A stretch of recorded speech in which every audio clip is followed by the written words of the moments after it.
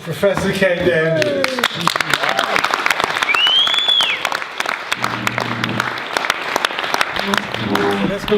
Let's not waste time. He has a train to catch afterwards to Birmingham.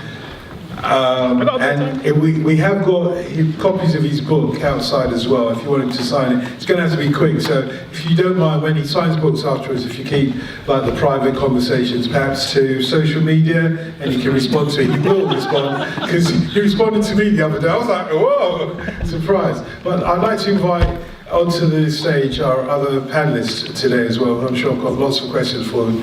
Bidisha, I was trying to give her an introduction, but she's an amazing woman, and generally I'm her senior. I followed the trajectory of her career since she was about 16 years old. As a music writer, she then went on to publish her first book about the age of 18, a book called Seahorses. Her second book was published to great acclaim. I think she was still at university at that time. It was a book called Too Fast to Live, as I recall. It was a kind of a retelling of the Arthurian legends. She's gone on from there to be both a writer, social commentator. When this woman is on Newsnight, you know not to turn over, trust me. And her latest book is a book about her experiences of working with people who are asylum seekers and ethnic minorities. It's called Asylum and Ethnicity, isn't it? Asylum and Exile. Exile, apologies. Asylum and Exile, apologies. Anyway, please give her a great round of applause. Bidisha. And the other panellist, Joseph Harker, has already kicked me for suggesting that the newspaper that he published was one for puppies. Joseph and I go back to our Voice days. I remember his first day at the Voice newspaper. He came in a suit and tie and a white shirt, and all the rest of us were like in t-shirts and slouching because we were like journalists. And he came there really dressed up, and after about a week or two he learned his lesson and started dressing a bit down like the rest of us. But he did, after being the news editor and assistant editor of the Voice newspaper, launch his own newspaper, an impressive newspaper called Black Britain, which was supposed to be, if you like, elevating the critical thinking about black journalism to another level, and the stories that he chose to cover in Black Britain were stories that made the Voice, and I'm not disrespecting the Voice, it's got its place, but looked like the Sun compared to what he was doing, which was more like the Guardian. And he really took journalism to another level. Since then, he's worked at the Guardian, as I've said, as its comment editor. Every now and then he'll call me up just to crank up the editorial in the Guardian a little bit. I know what he pays me for. Anyway, welcome to Joe Harker.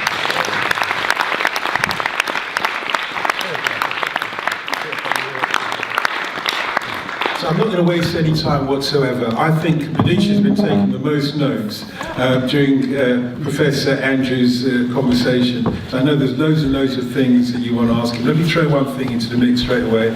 I heard echoes, particularly at the very beginning of this, of a room of one's own. You know, this is kind of like a Black Virginia Woolf lecture, isn't it? I completely agree with that, actually. I think that's exactly right. And it's about that phrase, colonizing the space. I think it's exactly the issue here, because what's happening both in the public debate and in terms of just the topography of our cities is a really physical kind of ethnic cleansing and a psychological ethnic cleansing. So anyone who's old enough has had the diversity conversation.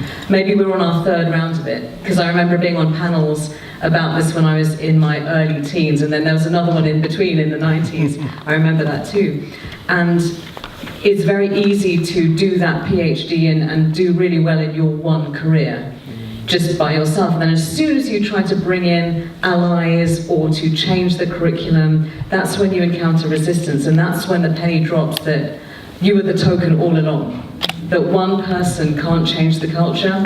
I do agree that one person can never go up against a corporation. because they'll squash you, because they have the networks and the resources to easily swat you away. So I like this idea of when your position is not secure, you have to be shrewd and strategic. So they say, you people, here's your lovely conference room to talk about your people's things. And you say, thank you so much.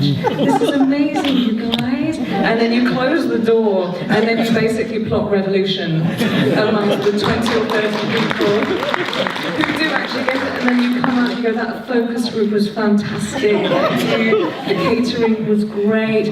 But what you're actually doing is figuring out a way to have the revolution spread out through all the circuits of society, and I completely and utterly agree with all of that. And just to remember the sheer importance of being verbal and visible and vocal and taking up space, just physically taking up space and not literally standing at the margins. I remember doing all of these panels about race and diversity, and the title of the panel was always called Voices from the Margins. It was literally called Voices from the Margins, and people would sit in the audience going, what's it like being in the margins? And you had to sit there going, it's terrible, it's so awful. And that would happen, and you would never get out of the margins. So you would get your prize for being the emerging voice from the margins. And then after about 15 years of getting it, you realise that that was the token prize. And that actually between the ages of 30 and 65, your career is over and you're invisibilised, and when you're 100 or dead,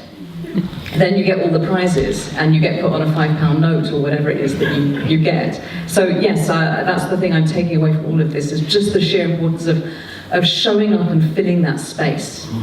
But did Professor Andrews make the case... Is that what we're calling him now? Yeah, because of his existential crisis.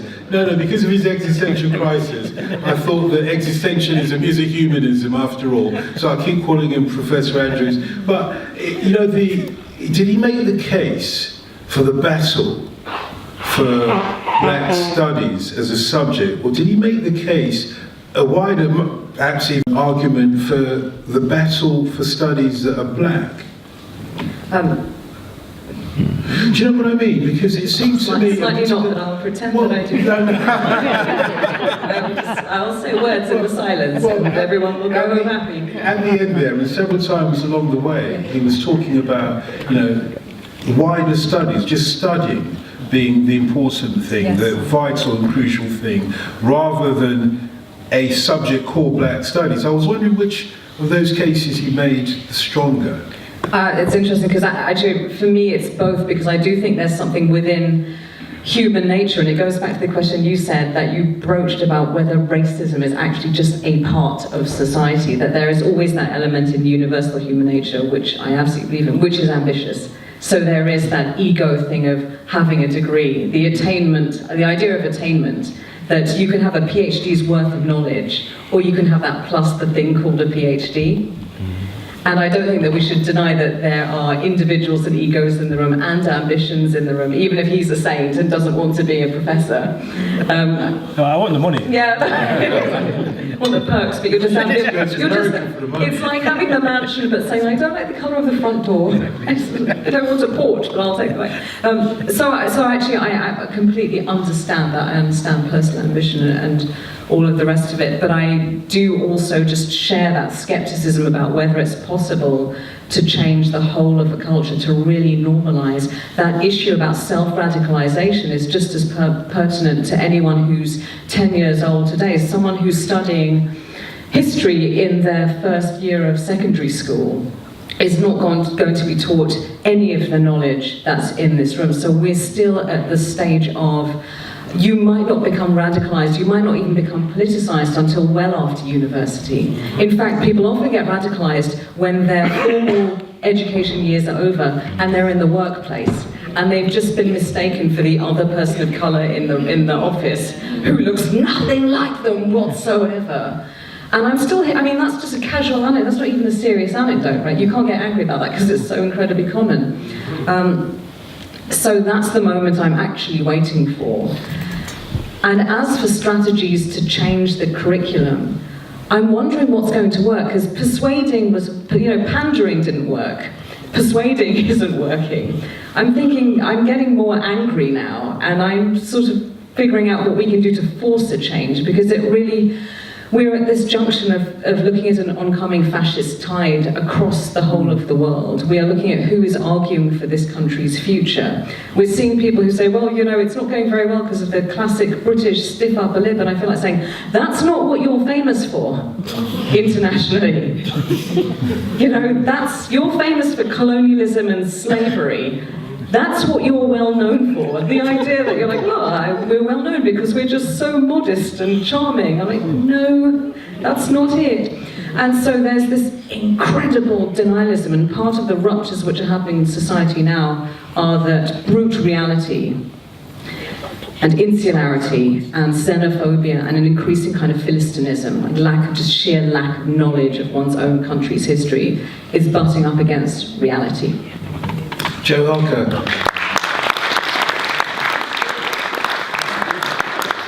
Incidentally, do keep your questions as well. Once we've had this little section of the lecture, we'll turn over to the questions that you have for any of the panelists, or indeed for Professor, and I keep calling him Professor Andrews nevertheless. Joe Harker, even though Black Studies is the subject of the debate today, it seems to me that the battle for Black Studies is a battle for Black Studies almost as a foundation course at universities, in the way that Professor Andrews described it as, you know, colonising the university in that respect. But we know, seriously, that it's the other aspect of Black quote-unquote studies, or studies by Black students, that is probably the most potent at the moment, which is we send our children to university so that they can get a decent job and equalise to a certain extent the disparities that they're going to face in society. So in that respect, can Black Studies as a subject survive without our acquiescence? A big question. First of all, I'd just like to say, Dotun, it was so good to hear that Dotun's radio show has been saved on Sunday night. It's whether it's Dotun presenting it or not, it's been a brilliant show, and it has to continue. And well done in your campaign, and we're all behind you. So thank you. Thank you. So that was great news. And also, Bidisha, I love to hear you say the word radicalised in a sort of proud. You know, I want our young kids to be radicalised, and I think it's great that you say that, because we're told that that's a bad thing. I think, you know, when you see what's, to me, I was probably radicalised, I think, when I first read the book Seize the Time, which is the story of the foundation of the Black Panther Party, which you kind of alluded to. And they were guys who took up guns, learnt the law, got the knowledge of the law and their rights to carry guns in Oakland, California, at a time when the police were shooting dead Black people at a real rate. And so it was that sense of knowledge and activism was so profound for them and so changing. And we need to keep that. We need to keep and it's, when you talk about Black Studies, it's, you know, I work in a newspaper. Obviously, in a way we're doing the same thing. We're both about knowledge, and we're both about imparting knowledge. But knowledge on its own isn't enough, and we have to get active. We have to, you know, it has to be combined with, you know, it's great that there are journalists around and academics to tell stories, but we need people, we need the Doreen Lawrences to go out there and challenge the law and go through the courts. We need who fight for justice. We need, you know, in the 81, it took people to start throwing stones at the police to get action going. It took, you know, Bernie Grant famously said the police got a bloody good hiding and talked about that in Tottenham in 85. It was an awful conflagration which happened, but it changed things, and just as in 2011, it changed things, and people, I'm not an advocate for rights, but it sometimes things like that, you have, you know, get things on the agenda and make politicians sit up. I mean, I'm a Remainer, I voted Remain. I have sympathies with Brexiters to some degree, but I went on the People's March a couple of weeks ago, and there's all these very middle-class Radio 4, Guardian reading types holding placards and being very polite and everything. And a week later, the Brexiteers turned up, and with Tommy Robinson, from stage, spouting his hate from the stage. And I know the protest that the politicians are going to listen to. They're not going to be listening to the million people who turned out because they were so polite. They can be discarded. They're going to listen to the few angry people because they're the ones they're really scared of and frightened of, and they're the ones who will cause them to act. And so yes, we have to be angry. We have to, the politeness. And when we are in a position where we hold so little power in this country, politeness doesn't get us anywhere. I mean, I'm done with politeness. I've seen at the Guardian, there's the polite people, all the kind of public school types, the Oxbridge types, and they can talk politeness, and they've got all the back history, and they've done the right courses, and they can quote the right historians or philosophers or whatever at various times, and they get on just by being polite. But we can't afford to just be polite. We have to sort of get angry and get active. So I'm forgetting your question. Well, do we have to do black studies as part of our anger, if you like? Then I think we have to learn about our history. We have to have that knowledge. But up to a point, we have to. What's going on in the real world is very different. I can learn all manner of things about black history, and even Malcolm X, who is a huge hero of mine.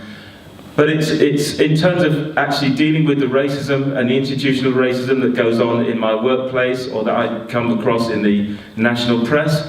I'm not sure it's that experience of challenging it and finding. When you talked about I could just hear a kind of, it really hit me, resonated, where you talked about, they said you couldn't have black studies because you don't have the staff. And that 1,001 excuses you get for inaction, 1,001 excuses you get from powerful white people telling you why you can't do anything or why you can't change something. And that's the same I've come across, why we can't advertise our own jobs in the Guardian. When national journalist jobs were just never advertised, they just went to a kind of small clique of people in the know, and yet there was always reasons that we couldn't possibly deal with the deluge of applications, so how could we possibly advertise journalist jobs in the Guardian? And it was all these excuses at every level, and it's actually just by challenging that you really do gain a huge amount of knowledge. So yes, learn the history, learn about ourselves, learn from the struggles of others, and learn how we can sort of stand on the shoulders of the heroes of the past, but also we need to be active doing things and working with each other, talking to each other,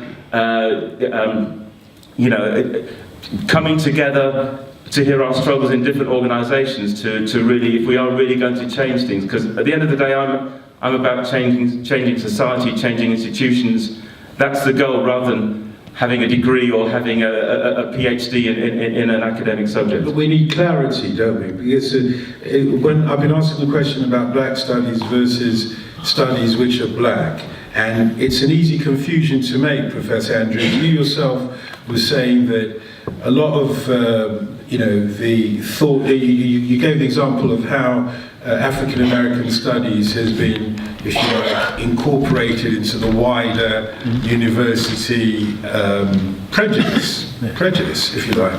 And you can see that happening here with black studies, as much as you advocate a sort of a militant revolutionary black studies perspective, which is incorporating activism, but you can see how people will get some confusion along the way in the clarity of what's meant by studies.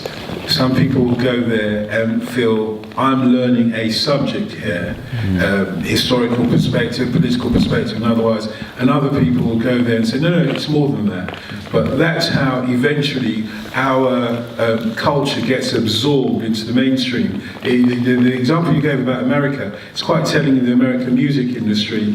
When I worked in America, there were like black sections of the record companies, so the vice president of Sony was different from the vice president of Sony black, section. But eventually now it's all absorbed into, so they don't have their own distinctionness, and the funding is taken away from the development of young black artists and so on, because it's part of a wider pot. And Adele is always going to outsell whoever might be, Beyonce, for example. Yeah. Maybe not.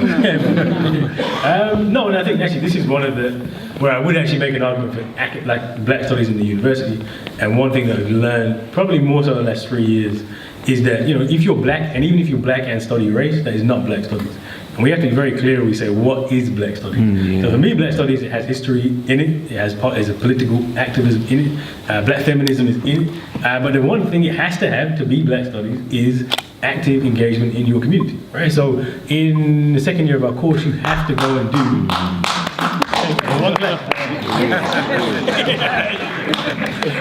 So like the one thing, so second year of the course, you have to go and do, we call it a placement because that's what universities understand, the right placement, but really it's a go and work with an organization. So the second years are all out in the community and they're applying their Black Studies.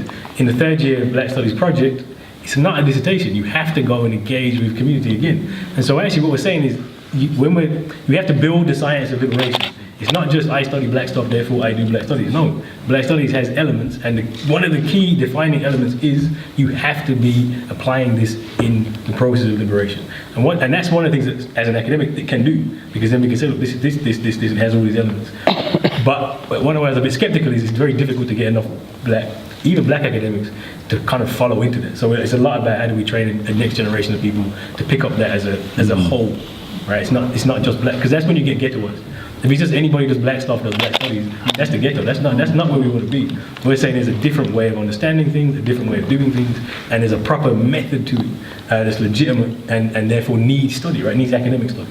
How do we change the narrative, Bidisha? Because I saw a tweet that you composed the other day, which said something about, you were referring to somebody, I think on television, who described our generation as being immigrants rather than being British, for example. This is always a conundrum for us, isn't it? That if we stand apart, we're denigrated as being other. If we absorb or we claim a British heritage, we're then absorbed into it and overwhelmingly subsumed by it. The black, the brown is scraped off. And again, with feminism, I've seen it at the BBC, they'd rather not talk about these issues. They'd rather let's forget about it, we're all one now. Yeah. We're post-feminist, we're post-racist, or post-race, post-feminism. That's because the liberals are the worst. They're so smug, you can't convince them of anything, and then you're in the club as well. Exactly. The conundrum is about us, isn't it? It's about our relationship to this. So, on the one hand, if we go that way, we're going to disappear. If we stand apart, we are other. How do we balance that? We have to regain the control of the narrative. We have to be the ones who are talking into the microphone and speak and not be spoken about. And the thing that really worries me politically at the moment is that all of the old arguments, the insults that my mother heard in the early 70s, they're all back again. The questions about where you're from and when you're going back there. The question of, it's completely fine to be proud of where you're from if that's about saying, it's wonderful, come here, this is great. It's not fine if you say, this is wonderful, so you don't belong here, you get out, I'll choose the ones who belong. And somehow all of those really basic conversations are back, and racism has just become normalized right in the middle of the mainstream.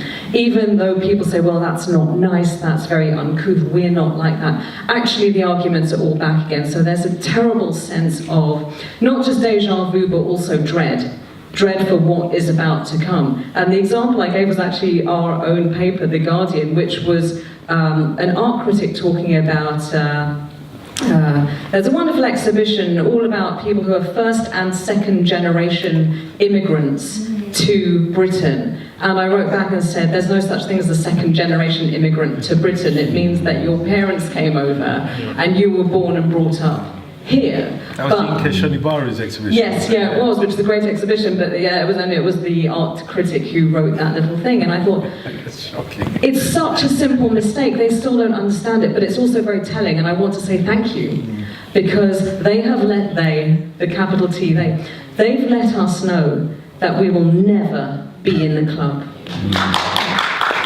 And it's good to have that knowledge. Not a good thing, But it's just good to see in a really small slip of a word that someone writes without thinking, just how they see us. Apologies to any white people in the audience, thank you so much for the patronage. But generally speaking, that's the way the debate's going. So it reminds me of actually the American one-drop rule, that you're going to keep being asked where you're from, where you're from, where you're from, where you're from, until you go, my great-great-great-great-great aunt was a little bit, she was a quarter Indonesian. And they're like, so you're Indonesian. So you're being asked, you're having these conversations with ordinary people in ordinary life, which are actually like conversations with an immigration officer at the Home Office. Even if they may be couched in lots of liberal interest. For example, I was at the Science Gallery and the woman in front of me said to the waitress, "That's a nice accent. Where are you from?" And the girl went, "I'm Romanian." Like, with such gritted teeth that she'd clearly been asked it like 30 times. And the woman said, "Aww." And then she asked for a half-shot latte, which I didn't know you could get. It's like basically a kid's drink, like a milky kid's drink. And she was delighted. She was delighted because she made an exotic friend. She made a Romanian friend. And I felt, I said, "You're so fucking patronising." I didn't say that, obviously, and I didn't give her the evils, but that sort of, that lively interest in exotic people is the flip side of racism. Because it says, you are different, you are special, you're in your own little box. Interacting with you produces a kind of frisson. It might be a frisson of liking, or it might be a frisson of hatred, but you will never be just part of the mix. So how do we demand that, Joe? How do we demand to not just be part of the mix, but to be part of the mix on our own terms? How do we demand to be able to get an education? I'm sorry? Sorry. Yeah, that's one of the arguments. That's one of the arguments. I'll tell you what. Let me ask one more question of Joe, and then I'll come to the audience. And then you're welcome to give your views. Just bear with me 2 seconds.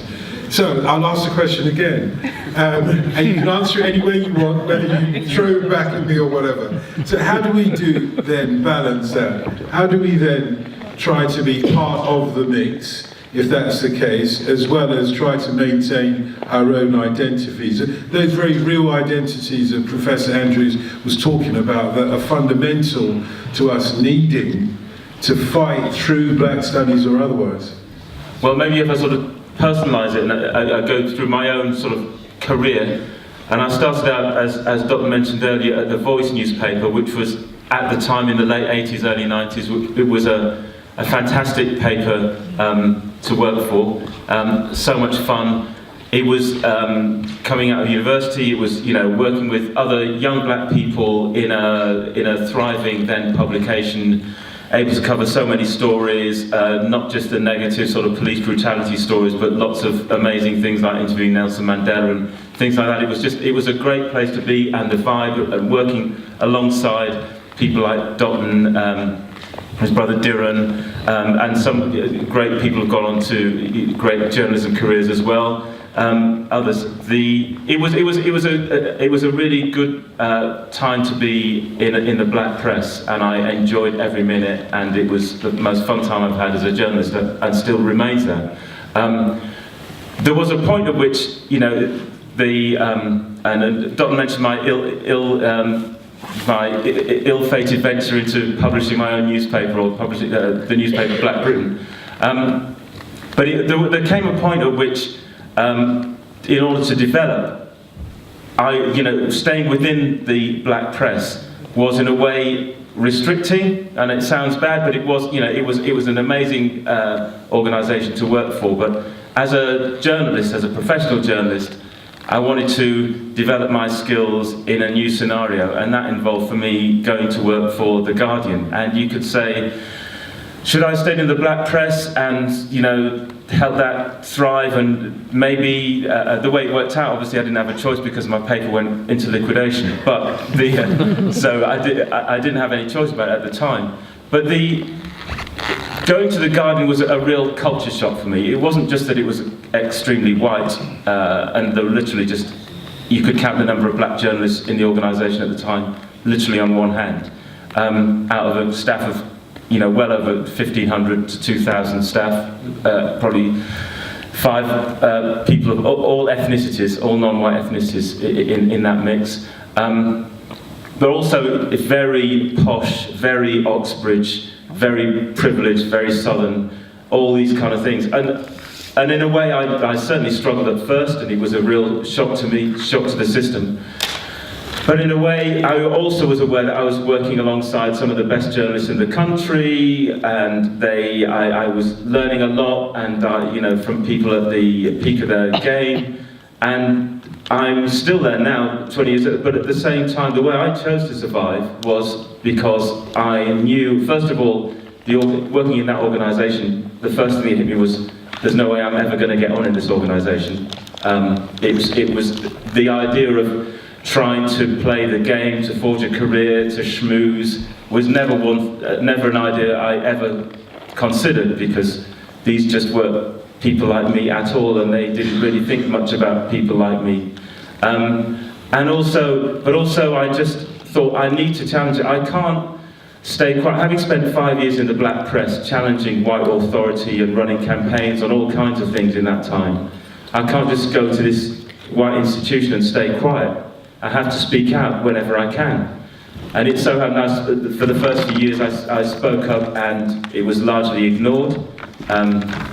You're always the one person of colour, the most junior person in that department, speaking up, and you get a wall of whiteness which tells you that you're wrong, and it's difficult to sort of keep going in times like that.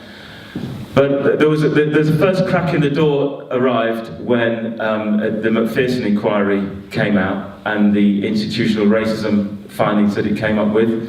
And Hannah was there at the time. Hannah will remember this. When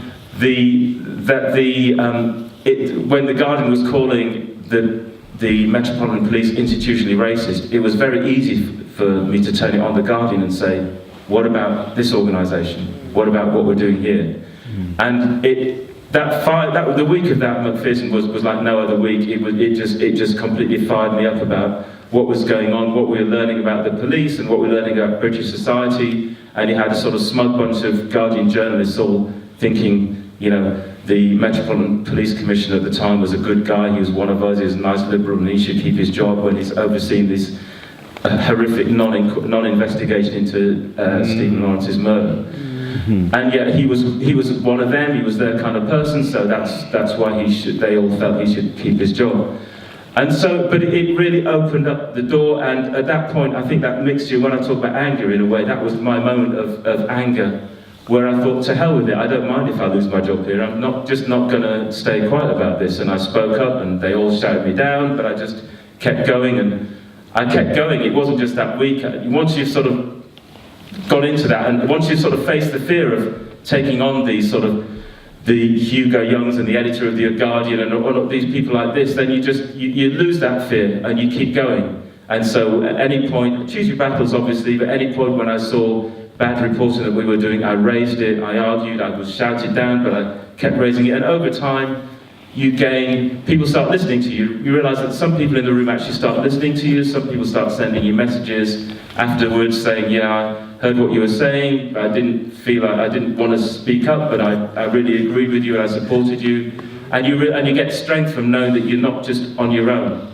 And effectively that's what I've been doing more or less for the last 20 years. And so it's a very long-winded answer to your question. No, my question But there is a way, there is a sense I could have stayed in the black press and stayed where I was and built a thriving black press, and that would have been great, and I'd have still be loving life in the black press. I may go back if someone offers me a job, and I'll definitely consider it.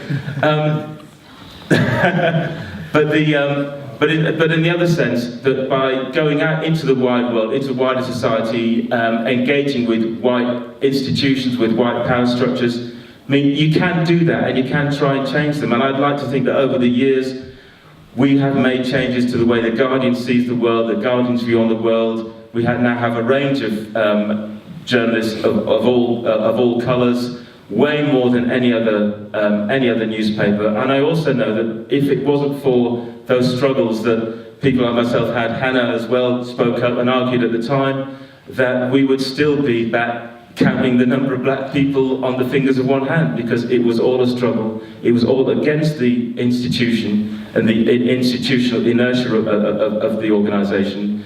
The national press is a hugely conservative, small c, regardless of its political outlook. It's a very conservative institution, very conservative industry. And without those, you know, we would still be back in those days. And you look at the other newspapers, the Telegraph, the Times, the Independent even, the Daily Mail, and you can look at when they look at the page of our columnists and see how many non-white faces you see on there. Again, you'll be counting them in the single figures. So I think you have to get out there and engage, but you can still try and change things. Arguably, the Guardian brought about the demise of The Voice, because once they started doing black stories, well, what's the point of reading The Voice? Listen, thank you very much to all of our panellists, first of all, to show your appreciation. Bidisha, Professor Andrews, Joseph Harker.